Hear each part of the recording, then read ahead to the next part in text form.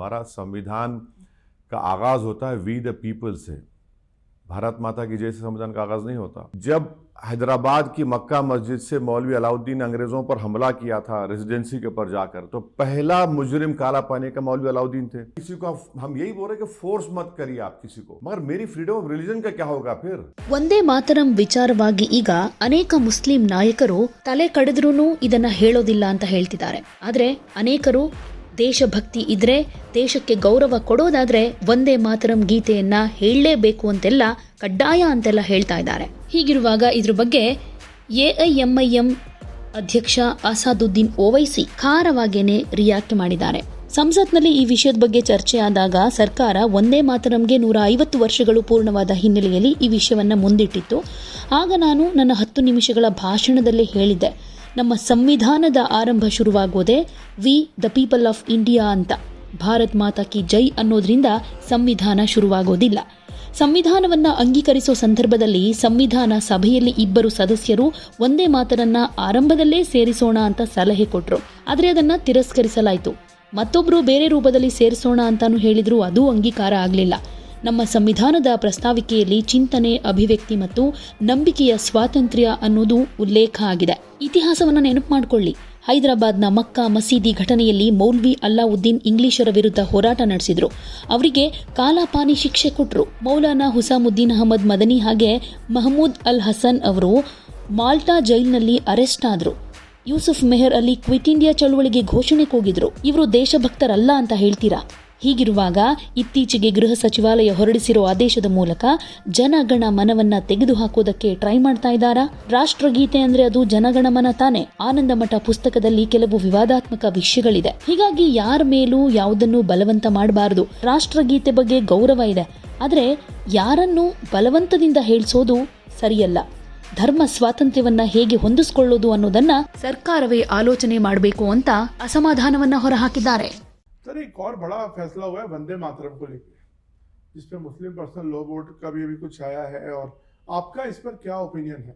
देखिए, जब पार्लियामेंट में जब इस पर डिबेट हुआ था, बहस हुआ था पिछले पार्लियामेंट के सेशन में, सरकार लेकर आई थी कि वंदे मातरम के 150 साल के ऊपर, तो मैंने अपने उस 10 मिनट के स्पीच में पार्लियामेंट को बताया था कि हमारा संविधान का आगाज़ होता है वी द पीपल से। भारत माता की जय से संविधान का आगाज़ नहीं होता।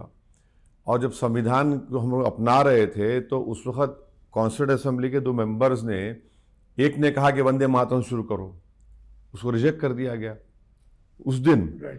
फिर एक ने कहा कि ये कहो कि हर पीपल, उसको रिजेक्ट कर दिया गया।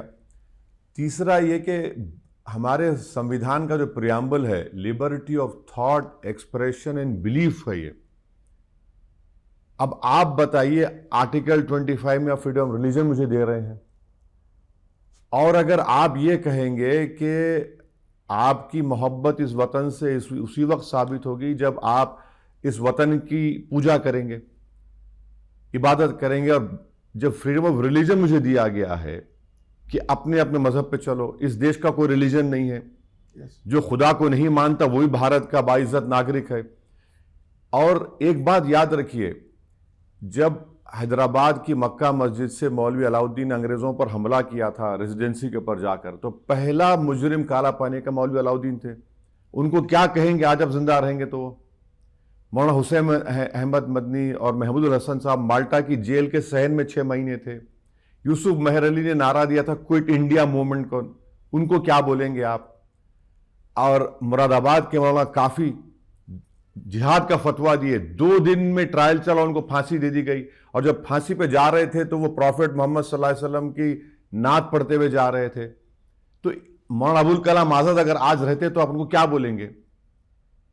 ये हम बोलना चाह रहे कि अच्छा, आखिरी बात, जिस दिन हमने संविधान को अपना लिया, राजेंद्र प्रसाद साहब ने खुद से कह दिया विदाउट स्टैट्यूटरी रेजोल्यूशन के कि नेशनल सॉन्ग होगा। अच्छा नवीन साहब, 1971 का नेशनल ऑनर्स एक्ट है, उसमें नेशनल एंथम, नेशनल एम्बलम और कॉन्स्टिट्यूशन को आप इंसल्ट नहीं कर सकते। और एक सुप्रीम कोर्ट का केस है 1986 का, बीजू इमानुएल केरला का, जिहोवा विटनेस थे, उन लोग खड़े हो गए, उन्होंने कहा मैं जनगण मन नहीं पढ़ूंगी वरना वो मेरे धर्म के खिलाफ में खड़े हो गए। सुप्रीम कोर्ट ने कहा उनका राइट है वो। ये सब रखते हुए आप इस तरह की बात करते हैं। अच्छा, ये जो रिसेंटली आपने जो ऑर्डर निकाला एमएचए ने, आप जनगण मन को खत्म करना चाह रहे हैं क्या? बट वो कह रहे हैं पहले ये हो नहीं फिर नहीं दूसरा नहीं वो नहीं हो। देखिए उसका लीगल और कॉन्स्टिट्यूशनल कहाँ है उसकी बैकिंग? जनगण मन तो नेशनल एंथम है। और आनंद मठ की किताब अगर आप पढ़ेंगे कभी, मैं आपसे रिक्वेस्ट करूंगा, पेज नंबर 79, 80, 115, 116, 98 पढ़िए आप। उसमें तो इस्लाम धर्म के खिलाफ बातें लिखी हुई हैं। आप माने, मैं बोल भी नहीं सकता यहां पर, इतनी बुरी बुरी बातें लिखी गई उसमें, कैसा उसको बोलेंगे? अच्छा, वो तो अंग्रेजों के लिए काम करते थे, जो ये जो आनंद मठ लिखे साहब, वो तो अंग्रेजों के लिए काम करते थे। अब आप इसको लाकर किसी को, हम यही बोल रहे कि फोर्स मत करिए आप किसी को। तो आप इसको लेके जाएंगे अदालत में? नहीं, अदालत जाने के लिए सरकार को समझने की जरूरत है। आप फोर्स क्यों कर रहे हैं? आप किसी को फोर्स मत करिए। नेशनल सॉन्ग है, मानते हो उसको, मगर मेरी फ्रीडम ऑफ रिलीजन का क्या होगा फिर? इसको आप कैसे रिकंसाइल करेंगे? आप तो नहीं कर सकते।